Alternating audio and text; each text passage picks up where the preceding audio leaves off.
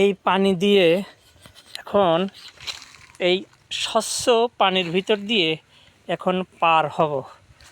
পানিটা খুবই স্বচ্ছ, এর ভিতরে ছোট ছোট পোকামাকড় উড়ে বেড়াচ্ছে, ঘুরে বেড়াচ্ছে।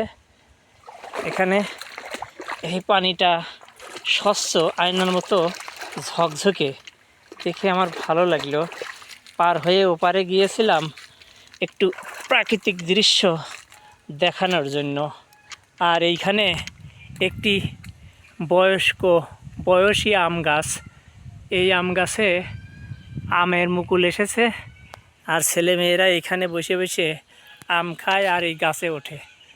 এই যে গাছটায় ওঠার কিন্তু দারুণ একটা মজা।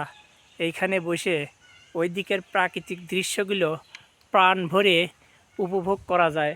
দারুণ একটা জায়গায় এই আম গাছটা। আমার গাছটা দেখে খুবই ভালো লাগলো। চমৎকার একটি গ্রামীণ পরিবেশে এই আম গাছটা, আর ওখানে স্বচ্ছ পানি, ওখানে সবুজ ধানের ক্ষেত। আমার খুব ভালো লাগলো। এই জন্য এই দৃশ্যটা আমি আপনাদেরকে দেখালাম। কেমন লাগলো কমেন্টে জানাবেন, আর পেজটা ফলো দেবেন। ইউটিউব থেকে দেখলে সাবস্ক্রাইব করে আমার পাশে থাকবেন। ধন্যবাদ।